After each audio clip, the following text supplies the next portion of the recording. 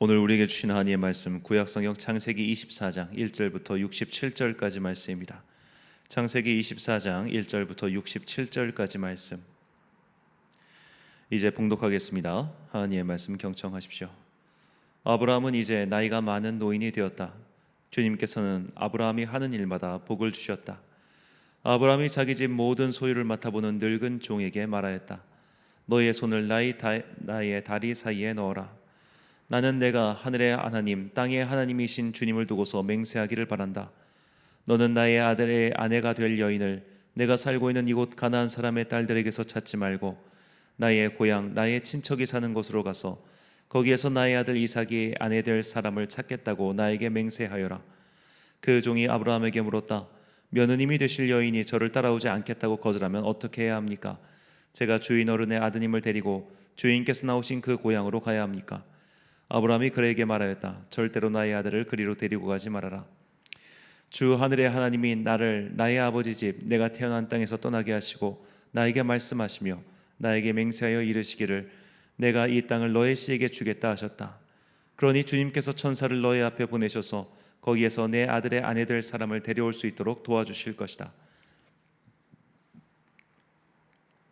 그 여인이 너를 따라오려고 하지 않으면 너는 나에게 한 이 맹세에서 풀려난다.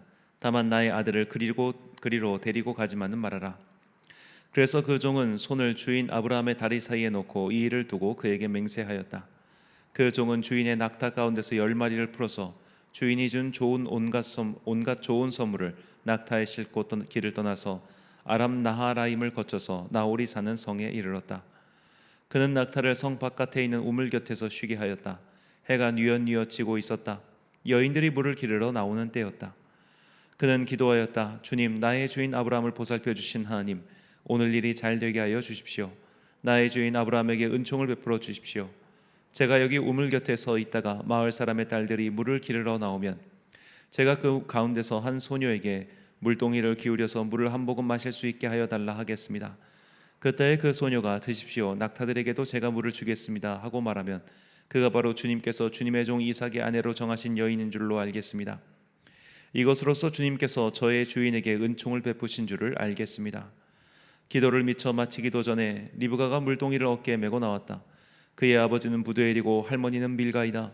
밀가는 아브라함의 동생 나홀의 아내로서 아브라함에게는 제숫벌이 되는 사람이다.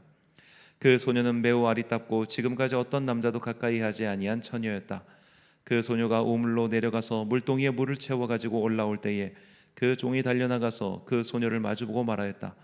이 물동이에 든 물을 좀 마시게 해주시오. 그렇게 하니 리브가가 할아버지 드십시오 하면서 급히 물동이를 내려 손에 받쳐 들고서 그 노인에게 마시게 하였다. 소녀는 이렇게 물을 마시게 하고 나서 제가 물을 더 길어다가 낙타들에게도 실컷 마시게 하겠습니다 하고 말하면서 물동이에 남은 물을 곧 구에 붓고 다시 우물로 달려가서 더 많은 물을 길러왔다. 그 처녀는 노인이 끌고 온 모든 낙타들에게 먹일 수 있을 만큼 물을 넉넉히 길러다 주었다. 그렇게 하는 동안에 노인은 이번 여행길에서 주님께서 모든 일을 과연 잘 되게 하여 주시는 것인지를 알려고 그 소녀를 말없이 지켜보고 있었다. 낙타들이 물 마시기를 그치니 노인은 반세겔 나가는 금 코걸이 하나와 10세겔 나가는 금팔찌 2개를 소녀에게 주면서 물었다. 아가씨는 네 댁따님이시오. 아버지 집에 우리가 하룻밤 묵어갈 수 있는 방이 있겠소? 소녀가 노인에게 대답하였다. 저의 아버지 함자는 부두엘이고 할머니는 함자가 밀가이고 할아버지는 함자가 나홀입니다. 소녀는 말을 계속하였다. 우리 집에는 겨와 여물도 넉넉하고 하룻밤 묵고 가실 수 있는 방도 있습니다. 일이 이쯤 되니 아브라함의 종은 머리를 숙여서 주님께 경배하고 나의 주님 아브라함을 보살펴 주신 하나님 주님을 찬양합니다. 나의 주인에게 주님의 인자와 성실을 끊지 않으셨으며 주님께서 저의 길을 잘 인도하여 주셔서 나의 주인의 동생 집에 무사히 이르게 하셨습니다 하고 찬양하였다. 소녀가 달려가서 어머니 집 식구들에게 이 일을 알렸다. 리브가에게는 라반이라고 하는 오라버니가 있는데 그가 우물가에 있는 그 노인에게 급히 달려왔다. 그는 자기 동생이 코걸이와 팔찌를 하고 있는 것을 보고 또 노인이 누이에게 한 말을 누이에게서 전해 듣고 곧바로 달려나와서 우물가에 낙타와 함께 있는 노인을 만났다. 라반이 그에게 말하였다. 어서 들어가시지요. 할아버지는 주님께서 주시는 복을 받으신 분이십니다. 어찌하여 여기 바깥에 서 계십니까? 방이 준비되어 있고 낙타를 둘 곳도 마련되어 있습니다. 노인은 그 집으로 들어갔다. 라반은 낙타의 집을 부리고 낙타에게 겨와 여물을 주고 노인과 그의 동행자들에게 발 씻을 물을 주었다. 그런 다음에 노인에게 밥상을 차려드렸다. 그런데 노인이 말하였다. 제가 드려야 할 말씀을 드리기 전에는 밥상을 받을 수 없습니다. 라반이 대답하였다. 말씀하시죠. 노인이 말하였다. 저는 아브라함 어른의 종입니다. 주님께서 나의 주인에게 크게 복을 주셔서 주인은 큰 부자가 되셨습니다. 주님께서는 우리 주인에게 양떼와 소떼, 은과 금, 남종과 여종, 낙타와 나귀를 주셨습니다. 주인 마님 사라는 노년에 이르러서 주인 어른과의 사이에서 아들을 낳으셨는데 주인 어른께서는 모든 재산을 아드님께 주셨습니다. 주인 어른께서 저더러 말씀하시기를 너는 내 아들의 아내가 될 여인을 내가 사는 가나안 땅에 있는 사람의 딸들에게서 찾지 말고 나의 아버지 집 나의 친족에게로 가서 나의 며느리감을 찾아보겠다고 나에게 맹세하여라 하셨습니다. 그래서 제가 주인 어른에게 여쭙기를 며느림이 될 규수가 저를 따라오지 않겠다고 하면 어떻게 해야 합니까 하였습니다. 주인 어른은 내가 섬기는 주님께서 천사를 너와 함께 보내셔서 너의 여행길에서 모든 일이 다 잘되게 해주실 것이며 내가 내 아들의 아내 될 처녀를 나의 친족 나의 아버지 집에서 데리고 올 수 있게 도와주실 것이다. 내가 나의 친족에게 갔을 때에 그들이 딸을 주기를 거절하면 나에게 한 이 맹세에서 너는 풀려난다. 그렇다. 정말로 내가 나에게 한 이 맹세에서 내가 풀려난다고 말씀하셨습니다. 제가 오늘 우물에 이르렀을 때에 저는 이렇게 기도하였습니다. 주님, 나의 주인 아브라함을 보살펴 주신 하나님, 주님께서 원하시면 제가 오늘 여기에 와서 하는 일이 잘 이루어지게 하여 주십시오. 제가 여기 우물 곁에 서 있다가 처녀가 물을 길러 오면 그에게 항아리에 든 물을 좀 마시게 해달라고 말하고 그 처녀가 저에게 마시라고 하면서 물을 더 길러다가 낙타들에게도 마시게 하겠다고 말하면 그가 바로 주님께서 내 주인의 아들의 아내로 정하신 처녀로 알겠습니다 하고 기도하였습니다. 그런데 제가 마음속에 기도를 다 마치기도 전에 리브가가 물동이를 어깨에 메고 나왔습니다.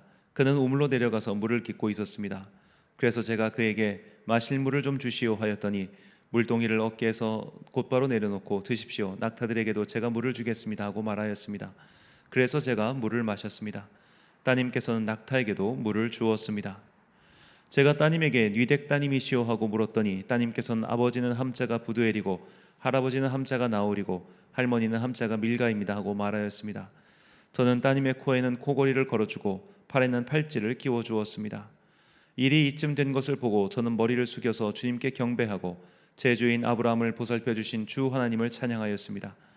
주님은 저를 바른 길로 인도하셔서 주인 동생의 딸을 주인 아들의 신부감으로 만날 수 있게 하여 주셨습니다. 이제 어른들께서 저의 주인에게 인자하심과 진실하심을 보여주시려거든 저에게 그렇게 하겠다고 말씀을 해주시고 그렇게 하지 못하시겠거든 못하겠다고 말씀을 해주시기 바랍니다. 그렇게 하셔야 저도 어떻게 결정을 내려야 할지를 생각해 볼 수 있을 것입니다. 라반과 부두엘이 대답하였다. 이 일은 주님이 하시는 일입니다. 우리로서는 좋다거나 나쁘다거나 말할 수가 없습니다. 여기에 리브가가 있으니 데리고 가서 주님이 지시하신 대로 주인 아들의 아내로 삼으십시오. 아브라함의 종은 그들이 하는 말을 듣고서 땅에 엎드려 주님께 경배하고 금은 패물과 옷가지들을 꺼내서 리브가에게 주었다. 그는 또 값나가는 선물을 리브가의 오라버니와 어머니에게도 주었다. 종과 그 일행은 비로소 먹고 마시고 그날 밤을 거기에서 묵었다. 다음 날 아침에 모두 일어났을 때 아브라함의 종이 말하였다. 이제 주인에게로 돌아가겠습니다. 떠나게 해주십시오. 리브가의 오라버니와 어머니는 저 애를 다만 며칠이라도 적어도 열흘만이라도 우리와 함께 더 있다가 떠나게 해주십시오 하고 간청하였다. 그러나 아브라함의 종은 그들에게 이렇게 대답하였다. 저를 더 붙잡지 말아 주십시오. 주님께서 이미 저의 여행을 형통하게 하셨으니 제가 여기에서 떠나서 저의 주인에게로 갈 수 있게 해주시기 바랍니다. 그들이 말하였다. 아이를 불러다가 물어봅시다.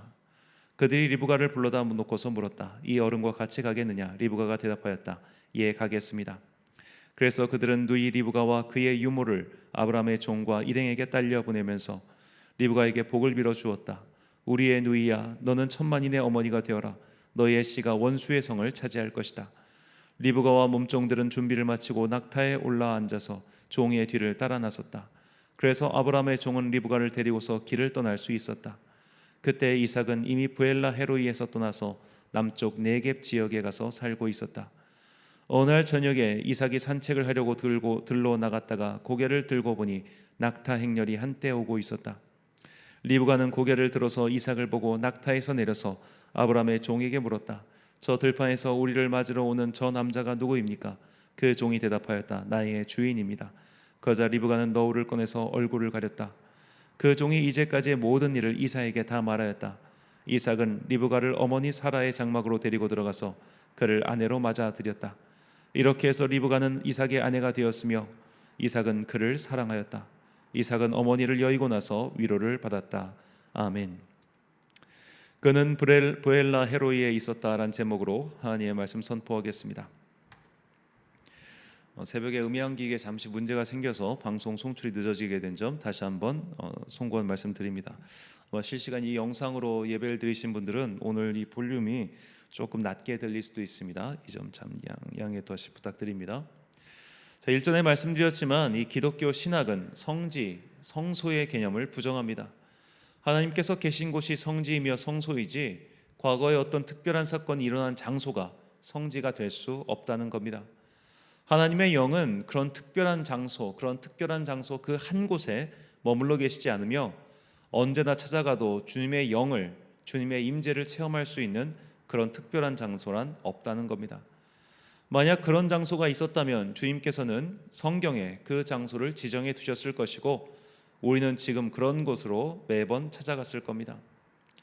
이 성지 순례를 적극적으로 권장하는 로마 가톨릭 교회도 로마, 예루살렘 그리고 스페인의 산티아고를 3대 성지로 규정하고 그곳의 순례를 적극적으로 권장하였지만 이것은 어디까지나 신앙 훈련의 일환일 뿐 그곳에 가면 특별한 영적 임재를 경험할 수 있다는 식의 주장은 하지 않았습니다. 하지만 우리는 어떤 장소에 갔을 때 하나님의 영을 강렬히 체험할 때가 있습니다. 물론 이 체험은 그 장소에 있는 모두가 동일하게 하는 것은 아닙니다. 여러 사람들 중에 내가 유독 그런 체험을 하는 그런 나만의 특별한 장소는 분명히 있습니다. 다시 말해 성지는 없지만 뭔가 특별한 영적 체험을 일으키는 그런 장소는 있다는 말입니다. 그리고 그 장소는 나에게만 해당하는 것일 수도 있고 또 여러 사람에게도 해당할 수 있지만 모두에게 해당하는 그런 장소는 아닙니다. 저도 어떤 장소에서 이런 체험을 해봤습니다. 아시시의 작은 성당인 성 다미아노 성당에서였습니다. 고작해야 수십 명만 수용할 수 있는 이 작은 성당은 수백 년 동안 성 클라라 수도원의 수녀들이 관리하고 있는 건물이었습니다. 성자 프란체스코가 처음 하나님의 명령을 듣고 직접 수리한 곳이기도 합니다. 그 작은 공간에서 저는 하나님의 임재를 체험했습니다.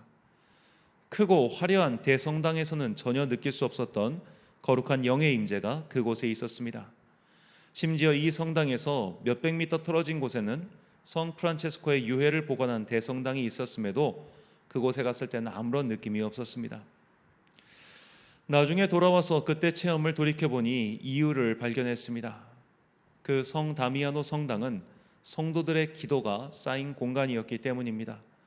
수백 년 동안 수많은 사람들이 예수님을 사랑했던 성자 프란체스코를 흠모하며 나도 그처럼 예수님을 사랑해보고자 그런 열정을 가진 사람들이 기도하기 위해 방문한 곳이었기 때문입니다. 그 아시시란 동네는 관광지도 아니고 볼 것이 있지도 않습니다. 정말 순수하게 기도하기 위해 사람들이 이곳을 방문했습니다. 이런 경험은 비단 이 이탈리아의 작은 마을 이곳에서만 할 수 있는 것은 아니죠. 우리가 뜨겁게 기도하는 기도원을 방문해도 이런 경험을 할 수 있습니다. 기도하는 성도들의 땀과 눈물, 열정이 배어있는 그 공간은 분명히 특별한 장소가 됩니다. 성도의 기도가 그 공간을 특별한 공간으로 변화시키는 겁니다. 그래서 우리에게는 각자 특별한 기도 공간이 있어야 합니다. 어떤 분들은 그런 공간을 집안에 만들어 두기도 하십니다. 또 어떤 분들은 교회 안에서도 자신만의 특별한 기도 공간을 정해두고 그곳에서 기도하는 분들도 계십니다. 그곳이 어디든지 분명히 기도가 잘 되는 공간이 있죠. 우리는 그런 공간과 장소를 찾아야 하고 또 만들어야 합니다. 나만의 기도처소, 나만의 성령 임재를 체험하는 그런 장소 말이죠. 오늘 본문은 인생의 중요한 결정 앞에서 자신만의 기도처소를 찾아가 그곳에서 기도하며 하나님의 결정을 기다린 사람의 이야기를 전해주고 있습니다. 바로 아브라함의 아들인 이삭입니다. 사라가 죽은 후 아브라함은 이삭을 위하여 배필을 찾고자 자신의 친족이 있는 하란으로 신뢰하는 종을 보냅니다. 성경은 이 이야기를 매우 상세하게 전하고 있습니다. 늙은 종은 직선거리로 500km가 넘는 먼 길을 떠나 마침내 하란에 도착하였습니다.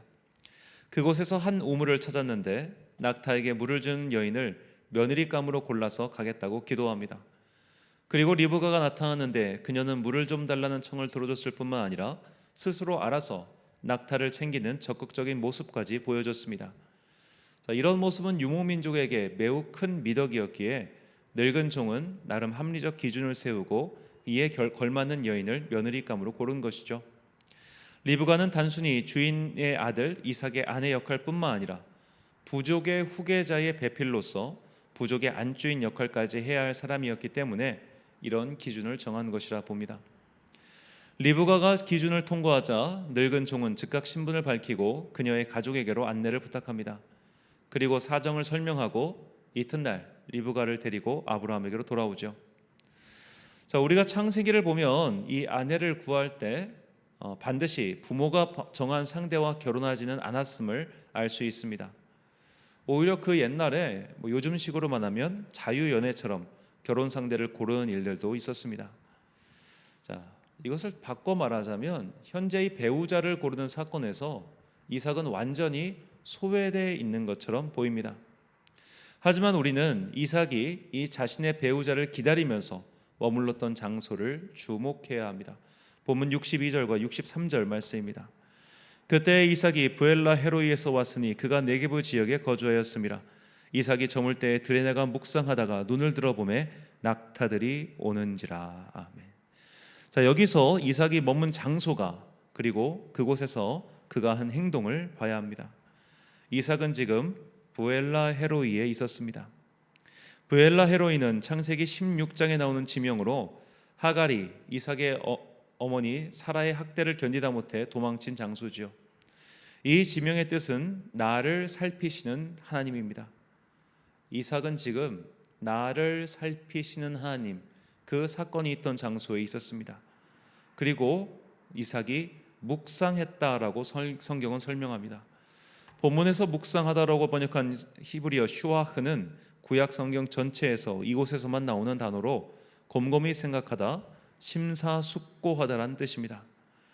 우리는 이 단어와 지명을 통해 이삭이 무엇을 하고 있었는지 알게 됩니다. 부엘라 헤로이는 단순히 하갈이 있었던 어떤 사건의 장소가 아닙니다. 그 장소는 이삭에게 기도의 장소였습니다.